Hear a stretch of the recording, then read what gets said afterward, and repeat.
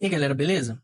Olha, eu não te conheço, mas eu sei que você já pesquisou bastante sobre investimento, você sabe da necessidade de começar a investir, sobretudo no atual cenário que a gente vive de insegurança, de previdência. Só que você nunca soube por onde começar, você fica meio perdido, por onde eu devo começar. Então não se preocupe, nesse vídeo eu vou deixar 5 passos para você seguir e de maneira bem didática e rápida para você já começar, sair desse vídeo e já começar a colocar em prática todos esses pontos que eu vou colocar aqui. Detalhe, o último ponto é muito importante para você entender como que alguns ativos têm o potencial de explodir a sua rentabilidade da sua carteira, beleza? Então acompanhe comigo, fica até o final que vocês vão entender como você vai fazer para tornar a sua carteira mais rentável ao longo do tempo, beleza? Então vamos lá. Quais os pontos que nós vamos abordar nesse vídeo? Como abrir conta em uma corretora e o porquê? Aonde você vai investir para construir a sua reserva de emergência? Como definir o seu perfil de investidor, e isso é muito importante. Esboçar uma carteira ideal para o seu perfil e entender o conceito de convexidade. Então vamos lá. Qual a diferença de uma corretora para um banco? É a mesma diferença de um shopping para uma loja. No banco, você tem os ativos que são do banco. Então, se você investe no Itaú, por exemplo, se você investe pelo Itaú, você vai ter acesso aos CDBs, aos ativos financeiros do Banco Itaú. Agora, uma corretora, ela mais se assemelha a um shopping, porque você vai ter várias lojas lá com várias marcas. Ou seja, você vai ter vários ativos financeiros diferentes e, por isso, você vai conseguir fazer uma diversificação de investimento e você vai ter uma oferta de investimento muito maior, sobretudo investimentos de renda fixa. Então, abrir conta numa corretora é bastante importante para você ter acesso a investimentos mais variados. As principais corretoras estão descritas nesse vídeo aí, e você vai escolher uma delas. Detalhe, cada uma vai te oferecer uma coisa melhor do que a outra. Então, você pode abrir conta em várias corretoras, inclusive pode abrir conta em todas essas aí, porque a abertura de conta e elas em corretoras não tem manutenção, então você não vai pagar nada para abrir nem por manter essa conta lá. Então você pode abrir nessas aí, você vai ver qual que é o layout que mais te agrada, quais são os produtos oferecidos pelas corretoras que mais se adequam ao seu perfil. Então, não tem problema você abrir conta em várias corretoras. Eu já deixei uma aba de cadastro aqui de uma dessas corretoras para vocês verem como que funciona. Então você vai preencher o seu nome, CPF, data de nascimento, telefone celular, e-mail e enviar as informações. Normalmente, após essa etapa, eles vão te pedir algumas informações pessoais. Então você vai enviar foto da sua carteira de identidade, um comprovante de residência, coisas assim, mas tudo muito tranquilo para você abrir sua conta. Então, feito isso, já tendo aberto sua conta em uma corretora, ou em várias, como eu disse, você vai partir para a montagem da sua reserva de emergência. E aqui nessas imagens você já vê por que nós devemos ter uma reserva de emergência, porque as emergências elas vão surgir, né? Existe até uma frase que é assim, ó, o mais provável é que o improvável aconteça. Então, você está bem dirigindo e de repente você cai no buraco e fura os 2 pneus. Então, você tem até um step ali, mas você vai ter que adquirir esses 2 pneus para você continuar rodando. Sobretudo se você se você depende do seu veículo para trabalhar. Ou seu telefone cai, quebra a tela e não tem conserto, ou até o conserto fica muito caro, ou você tem o seu celular furtado, enfim. Eu poderia ficar citando aqui uma infinidade de situações em que você vai precisar de um dinheiro mais rápido ali para você sanar alguma emergência. Então, você tendo essa reserva de emergência, você vai ficar mais tranquilo. Por quê? Você vai ter de onde tirar esse recurso sem ficar apertado ali financeiramente. Qual é a característica de uma reserva de emergência? Ela precisa de ter segurança, ou seja, você precisa ter a certeza que aquele dinheiro não vai perder valor ao longo do tempo, ele não vai se desvalorizar, ou seja, você não pode colocar a sua reserva de emergência em um ativo que oscile muito. Então, você vai ter que ter uma perenidade de valorização ali. E também uma liquidez, que é o mais importante, porque, obviamente, você precisa do dinheiro o mais rápido possível. Então, você tem que deixar em um local em que você consiga sacar esse dinheiro de maneira mais rápida.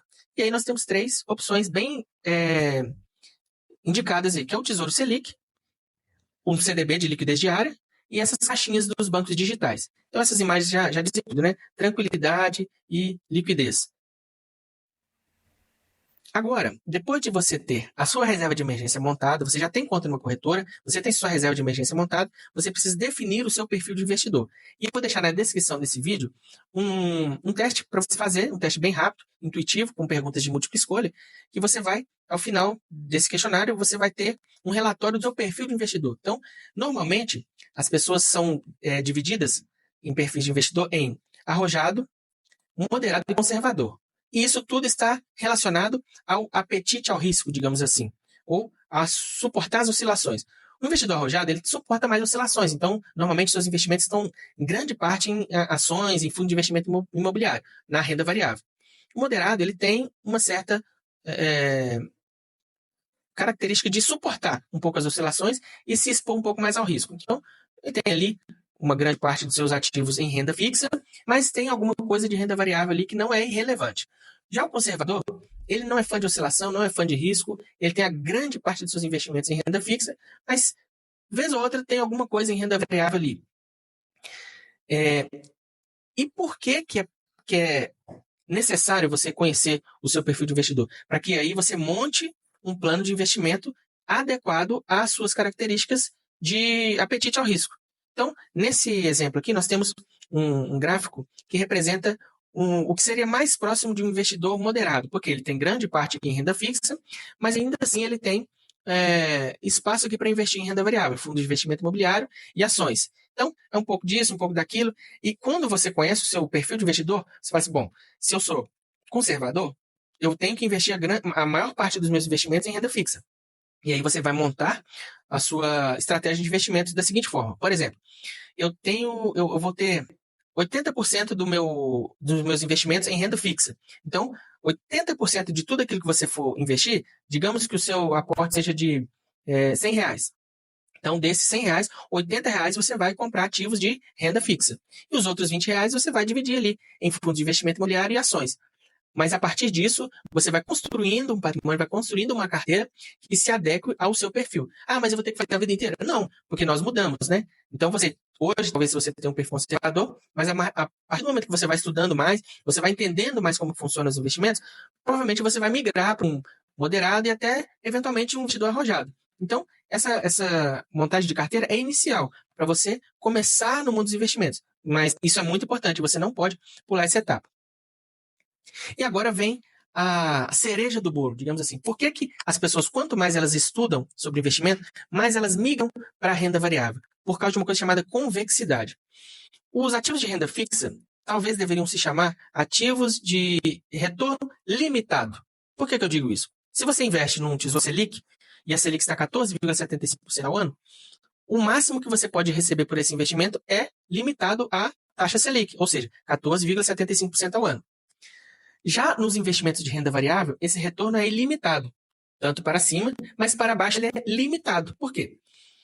Se você investe R$ 1.000 em uma ação, o máximo que você pode perder é tudo o que você investiu. Se a empresa deixar de existir, se as ações forem a zero, você perde os seus R$ 1.000.